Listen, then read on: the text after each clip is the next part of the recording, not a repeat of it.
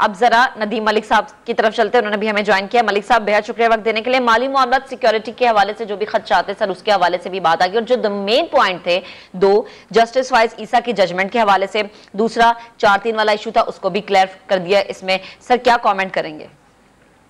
कि जब हम गुज़श्ता रोज ट्रांसमिशन कर रहे थे तो मैं उस वक्त भी आपको ये कह रहा था कि 30 अप्रैल की बजाय सुप्रीम कोर्ट दोबारा हुक्म दे देगी कि 15 मई तक करवा लो, लेकिन क्या 15 मई को हो जाएंगे? मेरा कल भी जवाब यही था कि नहीं होंगे, मेरा आज भी जवाब यही है कि नहीं होंगे। 15 मई की मिसाल दी थी, आज 14 मई का फैसला आ गया। आज 14 मई का फैसला आ गया। तो मेरा नहीं ख्याल है कि अभी भी वफाकी हुकूमत इस इंतखाबात को करवाने जा रही है। वो कोई इलेक्शन कमीशन के पास अगर कोई अपील का अख्तियार होगा या रिव्यू का अख्तियार होगा, उसको एक्सरसाइज कर लेंगे, कोई और हीला बहाना कर लेंगे। बाज यहाँ चैम गोइयां ये चल रही है कि शायद कुछ जजेस के खिलाफ रेफरेंस फाइल करने की तैयारी की जा रही है। सदारती रेफरेंस तो शायद आगे जाएगा नहीं, क्योंकि प्रेसिडेंट ऑफ पाकिस्तान, उसके ऊपर जो कॉन्स्टिट्यूशनल और लीगल पोजीशन ये है कि अगर कोई ऐसा रेफरेंस जाता है, जस्टिस फाइज ईसा के मामले के अंदर ये तकरीबन असूल तय हो चुका है कि प्रेसिडेंट इंडिपेंडेंटली अपना माइंड अप्लाई करेंगे, फिर उसको फॉरवर्ड करेंगे। दूसरा तरीका ये हो सकता है सुप्रीम जुडिशियल काउंसिल के अंदर वो इसको फॉरवर्ड करें। तो इस तरह के कोई तरीके वो ढूंढेंगे जिससे ये मामला इल्तवा का शिकार रहे। हल इसका पॉलिटिकल डायलॉग कल भी था, आज भी इसका हल पॉलिटिकल डायलॉग है। किसी इंतजामी फैसले के तहत ये इलेक्शन नहीं हो सकेगा। पंजाब के अंदर इंतखाबात की तारीख का तो तयन हो गया है। केपी वाला मामला भी वाज़ेह तरीके से खुल के हमारे सामने आ जाएगा। ना ये फंड्स का इशू है कि 20 अरब नहीं दे सकते, मैं नहीं इस बात को मानता कि 20 अरब के ये फंड्स नहीं दे सकते। ना ये टेररिज्म का इशू है। पाकिस्तान के अंदर इस वक्त एक तो सियासी फिजा बहुत कशीदा है। पीडीएम की हुकूमत इंतखाबात से फरार चाहती है, इमरान खान अभी इंतखाब चाहते हैं।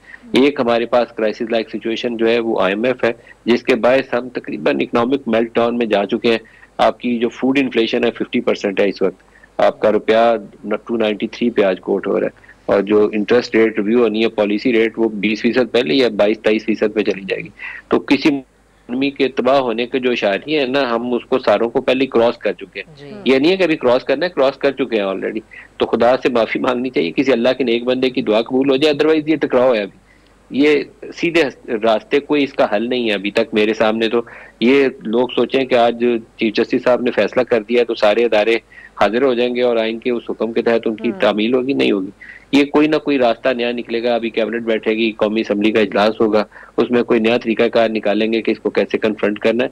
Dialogue is the only option, और डायलॉग के लिए मुझे लगता नहीं है कि हमारी सियासी कुव्वतों अगर के पास डायलॉग नहीं होते है। तो अदालती अहकामात पर अमल दरामद तो करवाना ही है, लेकिन हुकूमत का मिजाज, हुकूमत का रवैया इस फैसले के बाद क्या होगा? मंसूर अली खान साहब, क्या लगता है आपको, हुकूमती मिजाज क्या होगा? इस फैसले का रिएक्शन सिर्फ इतना होगा कि इसके ऊपर रेफरेंस फाइल हो, पिटीशन फाइल हो, चैलेंज किया जाए, या फिर कोई इंटेंस रिएक्शन भी हुकूमत की जानिब से हो सकता है? राना सनाउल्लाह साहब जब गुफ्तगू कर रहे थे तो मिजाज उनका थोड़ा हाइपर लग रहा था, लेकिन जाहिर बात है अदालती फैसला को इस तरह का कॉमेंट कर नहीं सकते। लेकिन क्या मिजाज लगता है आपको हुकूमत का?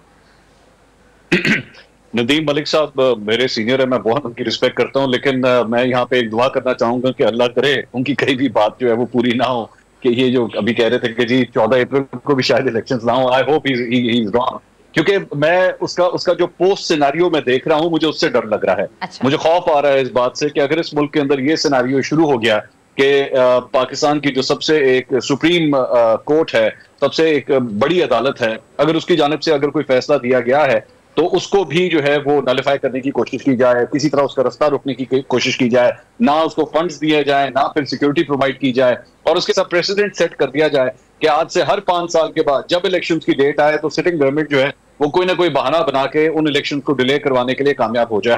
हम इस फोरम के ऊपर मानते हैं, हम एक चंद बेसिक चीजों को मानते हैं कि हाँ जी इलेक्शन 90 दिन के अंदर होने चाहिए। जी हाँ, हम इस बात को मानते हैं कि वजीर आला जो होता है सूबे का, उसके पास ये राइट है कि वो असेंबली को तहरीर कर सकता है। हम इस बात को मानते हैं कि हाँ जी यही तरीकाकार होता है इलेक्शन मुनक्किद करने का, और ये कोई गैर कानूनी तरीके से इलेक्शन मुनक्किद नहीं हो रहे।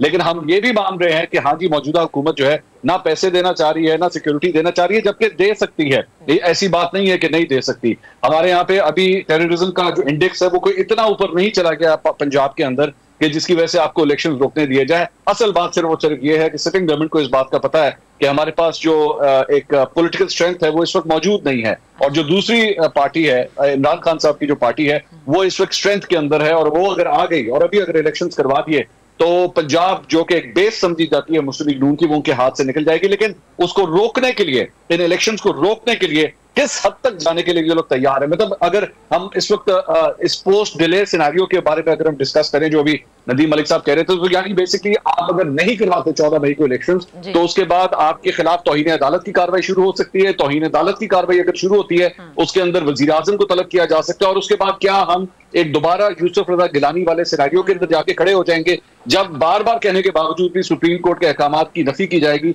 अब आप मुझे उस टाइम से, उस किसी वाक़े से, उससे मुझे खौफ आता है कि फिर केओस होगा और मजीद यहाँ पे अफरा तफरी फैलेगी इस मुल्क के अंदर। सही है, ठीक है मंसूर, आपका कमेंट आ गया। वैसे मंसूर, हमने देखा था पंजाब तो पहले भी नून लीग के हाथों से निकला था जब गुजार साहब की गवर्नमेंट थी वहां पर। अमजद साहब, आपकी जानिब आती हूँ, प्लीज सर आप कमेंट कीजिएगा। फायज ईसा वाली जजमेंट पे भी हमने देखा कि एक जो अबहाम था वो भी क्लियर हो चुका है इस फैसले में। 4-3 वाला जो इशू था सर, इस पे भी क्लैरिफिकेशन आ गई है। सर अगर जैसे कि 14 मई का कह दिया गया जी इलेक्शन हो जाते हैं, हम क्या समझें कि अब मौजूदा गवर्नमेंट के पास, वफाकी गवर्नमेंट के पास मजीद क्या क्या ऑप्शंस हैं, कौन कौन से रास्ते अपना सकती है? जैसे कि मैं याद करवा दूं, अभी कुछ देर पहले राना सनाउल्लाह गुफ्तगू कर रहे थे, उन्होंने एक इमरजेंसी की ऑप्शन का कहा। सेकंड, उन्होंने कहा कि रेफरेंस दायर करने पर भी हम गौर कर सकते हैं।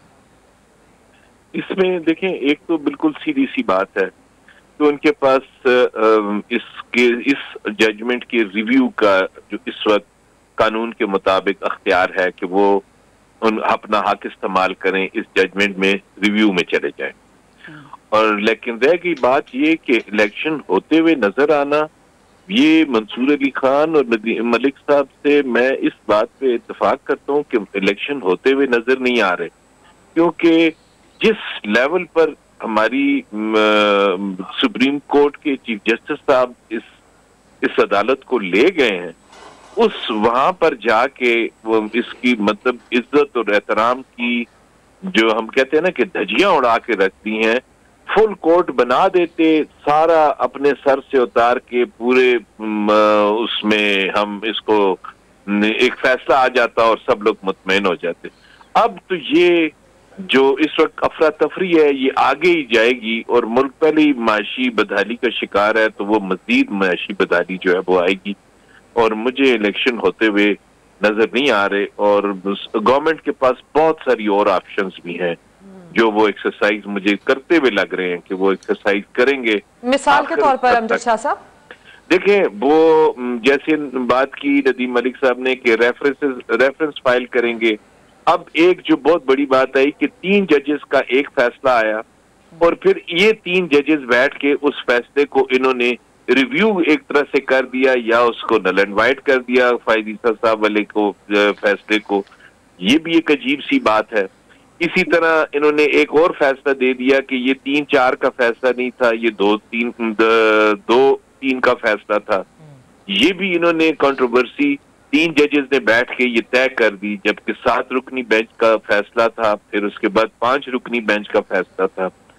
ऐसी सूरत हाल में मतलब इतने बड़े ओहदों पे बैठने वाले लोग जब इस लेवल पर चले जाएं तो फिर इदारों में तबाही होती है और फिर मुल्क का इस्तेकाम मुश्किल हो जाएगा।